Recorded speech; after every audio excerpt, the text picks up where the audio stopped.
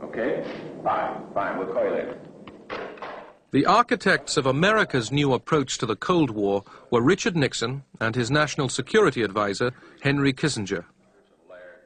Henry was very temperamental, very bright, very territorial, very insecure. You could say the same thing about Richard Nixon. And they complemented one another a lot of the time.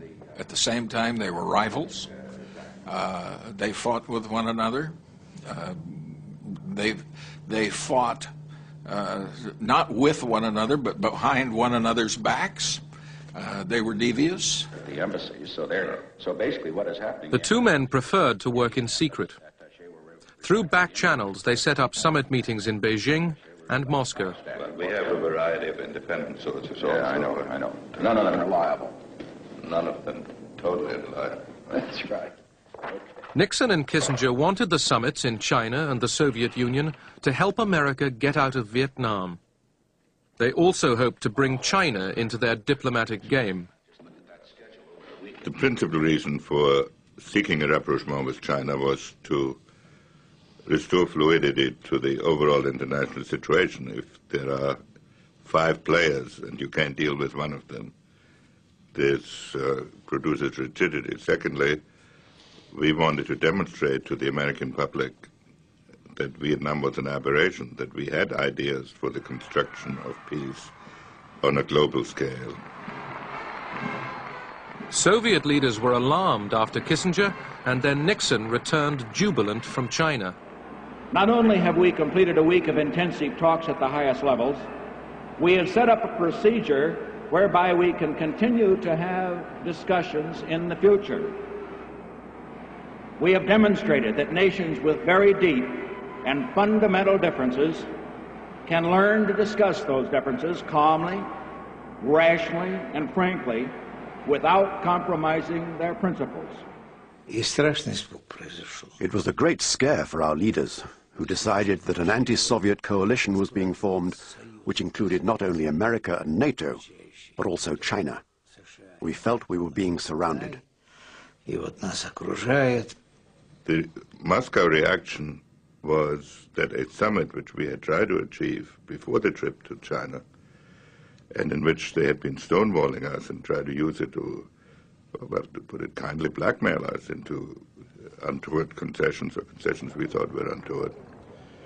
Suddenly, they agreed to the summit, and it unfroze our relations. In March 1972, North Vietnam launched a new offensive in the south.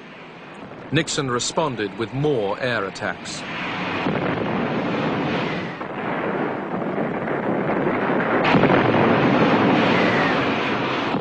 Would the Soviets receive Nixon in Moscow while his planes were bombing their North Vietnamese ally?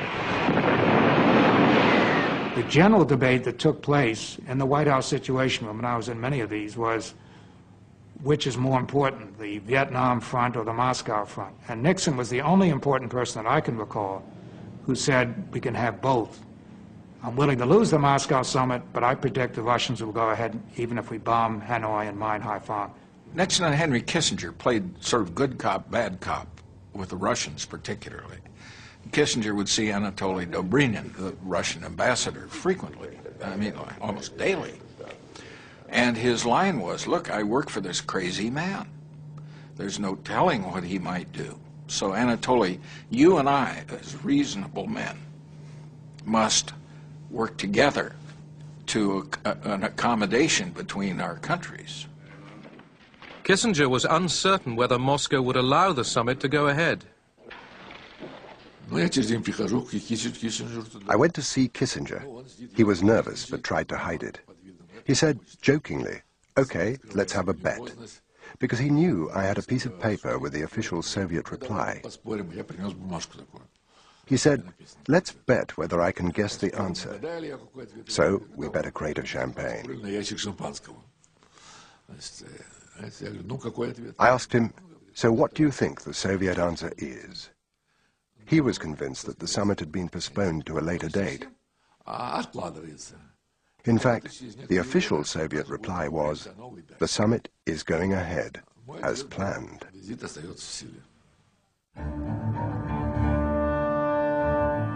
May 22nd, 1972. Richard Nixon became the first serving American president to be received in the Kremlin. The summit reached agreements to limit offensive and defensive nuclear weapons, and it laid the foundation of Detente. For Brezhnev and Nixon, this was the most dramatic proof yet of the new relationship between their two countries.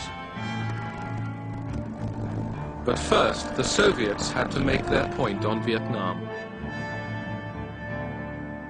President Nixon, Dr. Kissinger, myself, and one other officer, 4 of us, went out to Brezhnev's country dacha. And there we saw Brezhnev, Kosygin, Podgorny, and the National Security Advisor on their side, 4 and 4. We sat for 3 hours in a dacha in which each of the Russian leaders took an hour to blast the United States for its Vietnam policy, absolutely attacking Nixon and the United States. Nixon knew what they were doing, namely they were writing a transcript to send to Hanoi. So he listened patiently, didn't get overly argumentative, basically just took it. After 3.5 hours of Soviet diatribe, sort of a tag team match among the Soviet leaders, we then went upstairs for dinner, and the entire mood changed. Brezhnev broke out the vodka. There was singing and jokes and toasts. And then later that evening, Kissinger went back, I believe with Gromyko, and did some more negotiating on arms control. The atmosphere was very good, even friendly. We were quite aggressive in view of Nixon's actions on Vietnam, but we made sure it didn't overshadow the summit, because the issues that Nixon was going to raise had already been agreed through the confidential channel. These were very important nuclear issues. All the members of the Politburo knew that the text of the treaty had already been agreed. Nixon knew that too from Kissinger. So, if we gave in to our emotions, we would ruin everything that had already been achieved. The President of the United States. The American Congress gave Nixon a hero's welcome.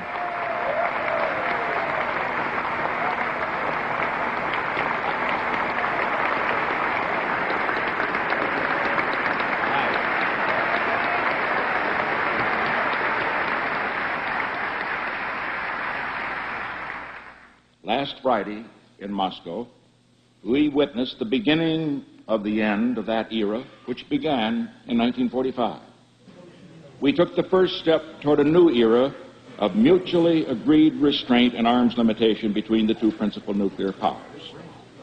With this step, we have enhanced the security of both nations.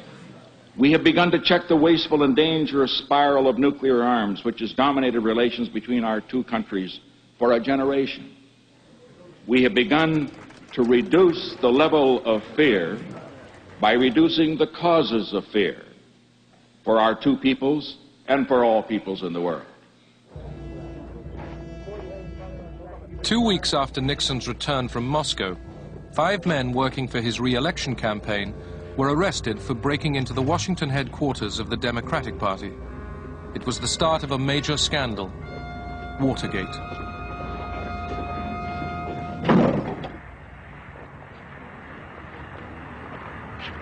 As election day approached, Kissinger returned from one of his many negotiating rounds with the North Vietnamese.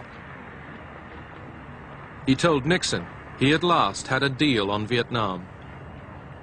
The North Vietnamese negotiator, Le Duc Tho, presented to Dr. Kissinger a draft agreement on restoring peace and ending the war in Vietnam. And the first thing he said when he presented that document to Dr. Kissinger was, "You are in a hurry, are you not?" And I recall Dr. Kissinger nodding affirmatively when Le Duc Tho made that statement.